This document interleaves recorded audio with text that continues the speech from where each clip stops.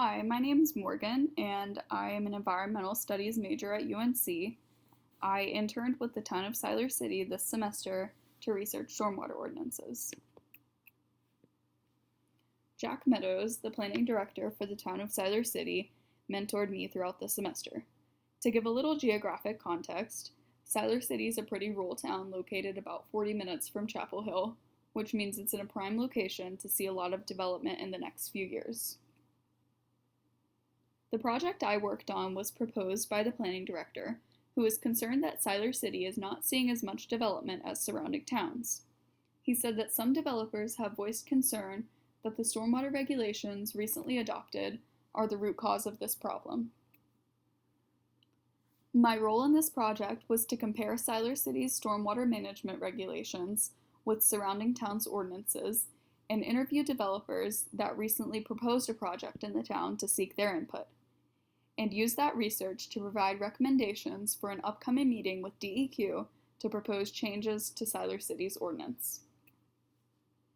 So this is Siler City's stormwater ordinance, which mandates that development should not burden neighboring properties with surface water runoff, and developments exceeding 7% imperviousness must design the development to meet pre-existing conditions for the 10-year 24-hour storm. New developments must use DEQ's Stormwater Best Management Practices Manual to inform decision-making, and development that disturbs more than 1 acre must obtain a permit to discharge stormwater from DEQ.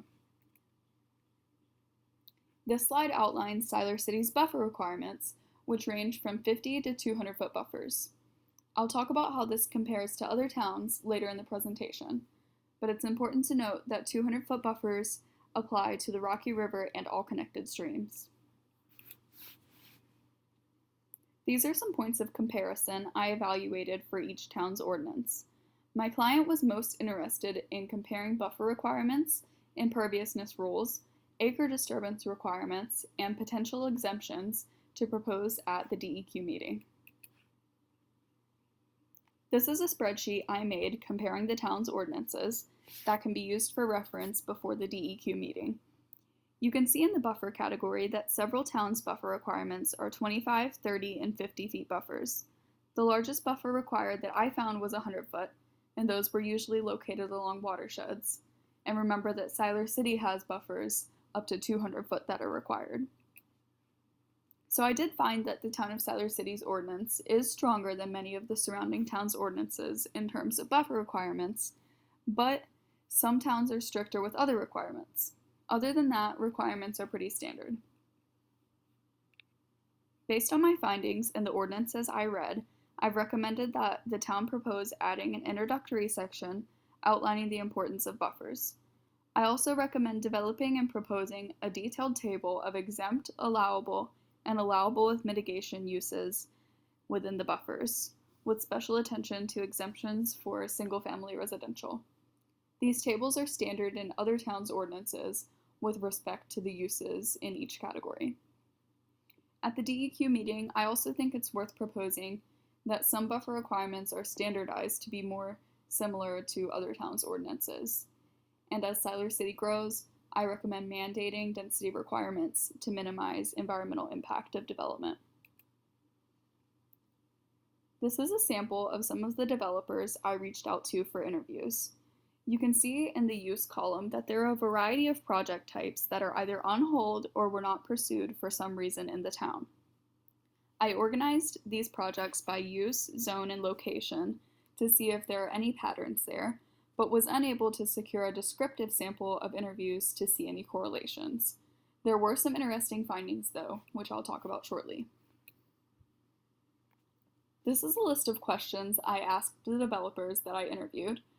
I received the most interesting answers by asking the questions bolded, which are what are the primary factors in your decision making, and whether stormwater regulations were a factor in not pursuing development in Siler City. Specifically relating to stormwater, several developers didn't experience issues with the stormwater regulations themselves, but they did note that it's difficult to know how much the stormwater requirements will cost because even pre-development studies can be expensive. And this is an issue that developers and the town must face, but I'm not sure how much can be done about this problem. I also found that the lack of stormwater regulations in the past complicate things for current developers. Projects completed before stormwater regulations were put in place resulted in several properties that are in really great locations but are almost worthless to develop because of existing stormwater issues and right-of-way and DOT issues that burden otherwise developable properties. Lastly, one developer said that it's exceedingly difficult to get affordable housing projects. Given that Siler City has a great need for affordable housing, this is something that will need to be addressed. So, Siler City will be using my research to propose changes to their stormwater ordinance at the upcoming meeting with DEQ.